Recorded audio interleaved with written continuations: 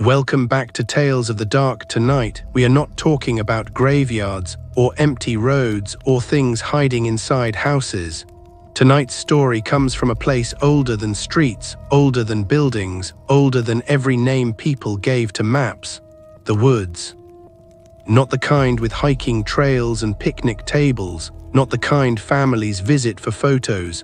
I'm talking about deep woods, the kind where phone signals die after sunset, where paths disappear after rain, where silence feels alive. Tonight's story was sent in by a subscriber who said he and two friends went camping far beyond the marked trails, looking for a weekend adventure. They found the perfect spot, a clearing beside a narrow creek, tall pines on every side, no roads, no other campers. No lights for miles. He told me they thought being alone out there would feel peaceful. Instead, it felt like something was glad they had arrived. His name was Mason, and this is what happened on the first night. Mason and his friends, Tyler and Ben, reached the clearing just before dark. They pitched 2 tents, built a fire ring from loose stones, hung food from a tree branch, the usual things. At first, everything felt normal. Birds overhead whined through branches, water moving in the creek. Ben joked that they were finally away from traffic, phones, and people. Tyler said he could hear his own thoughts for the first time in months. Mason said nothing, because from the moment they arrived, he kept noticing something strange. There were no animal sounds, no squirrels, no insects. No birds once the sun dropped lower, just wind, and even that seemed distant. As darkness settled, they lit the campfire.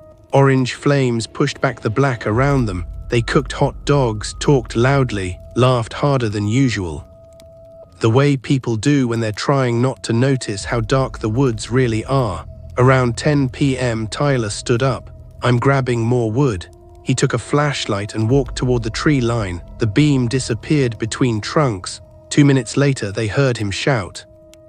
Not a scream, just one sharp yell, then silence. Mason and Ben rushed with their lights. They found Tyler standing 30 yards away, staring at a tree.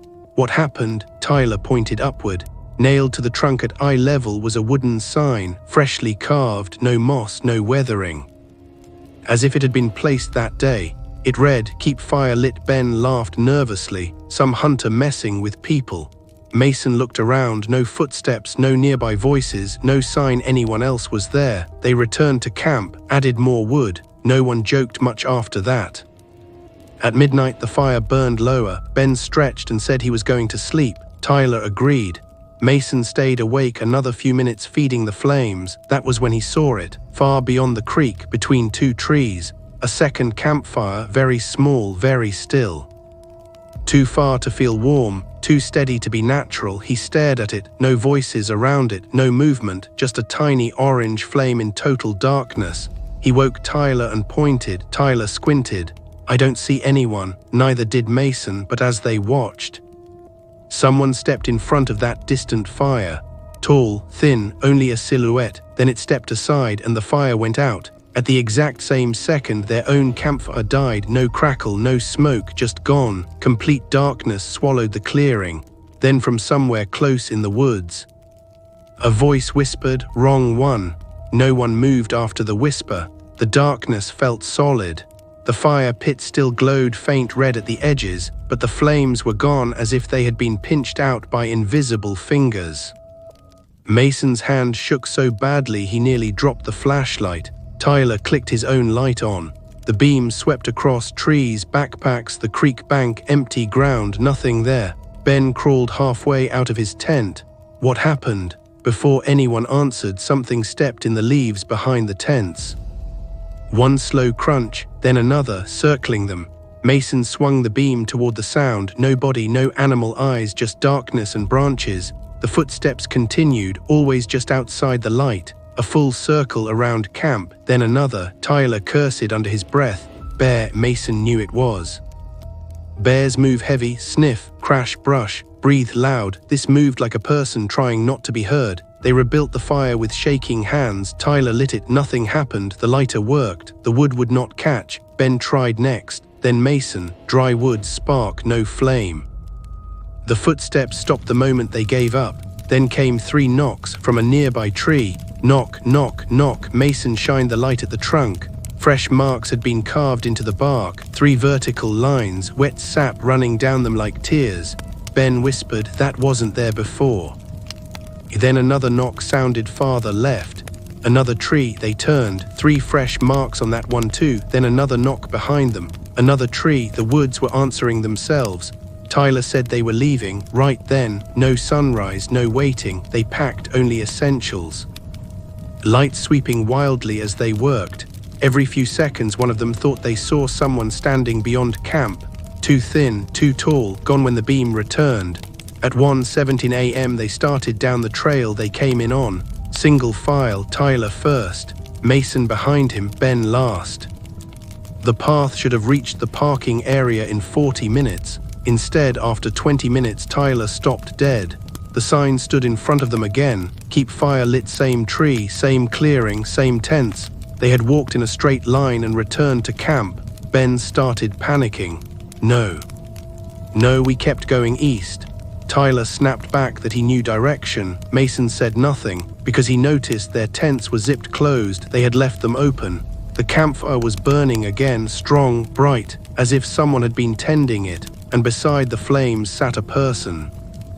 Back facing them, wearing Ben's jacket, Ben was standing behind Mason. No one moved. The figure by the fire slowly raised one hand and beckoned them closer. Ben's real voice cracked. "That's my coat." The figure stood up, too tall for Ben's shoulders, wrong neck too long. It turned halfway toward them and spoke in Ben's voice perfectly. "Guys, where did you go?" Then something answered from behind Mason in Tyler's voice. "Right here." Mason spun around, no one there. Tyler and Ben were no longer beside him. The trail behind him was empty. Only trees, only darkness. And ahead in the clearing, 3 figures now stood around the fire, all wearing their clothes, all facing him, none with visible faces. Then they spoke together in voices he knew. "Mason, keep the fire lit." Mason could not breathe. 3 figures stood around the campfire wearing their clothes. Tyler's hoodie, Ben's jacket, his own flannel shirt, but none of them had faces. Where skin should have been, there was only darkness shifting like smoke. The flames between them burned unnaturally high, orange at the base, blue at the tips. Silent, no crackling wood, no sparks, just light. Then one of the figures stepped forward wearing Mason's shirt. It moved stiffly like something learning joints for the first time. When it spoke, it used Mason's voice perfectly. "You let it die." Mason backed into the trees. Branches caught his shoulders. He turned and ran blindly. No trail, no direction, just roots, mud, and black trunks flashing past his light. Behind him, he heard footsteps matching his speed, not chasing, keeping pace, one on each side. Then Tyler's voice in the dark, "Slow down." Ben's voice from the other side, "We found the road." Mason kept running. His flashlight beam hit something ahead and he skidded to a stop. A ring of stones, cold ashes, another campsite, old, abandoned, torn tent fabric half buried in leaves, rusted cooking pan. And nailed to a tree nearby, a weathered sign. "Keep fire lit until dawn." Below it, scratched by hand in desperate, uneven letters. "Don't listen to US." Mason's stomach dropped. There had been others. He turned the light across the campsite. Bones lay scattered near the tree line. Animal bones, he told himself, until he found a shoe, human, child-sized. The footsteps behind him stopped, then Tyler spoke close enough to feel. "Mason," he turned. Tyler stood 10 feet away. Real face, real eyes covered in dirt and sweat. Relief hit so hard Mason nearly cried. Tyler stumbled forward. "Ben's hurt, we need help." Mason rushed toward him, then saw Tyler's feet, backward, toes pointing behind him. Tyler smiled too wide. Mason ran again, this time downhill through thick brush until he burst into a narrow ravine. The creek from camp ran through it. Moonlight touched the water. For the first time all night he could see open sky. He followed the stream, slipping on rocks, gasping for air. Then he heard Ben screaming upstream, real screaming. Pain. Mason hesitated only a second before running toward it. He found Ben kneeling beside the creek bank, crying uncontrollably. Real Ben, bloody scrape on his forehead, hands shaking.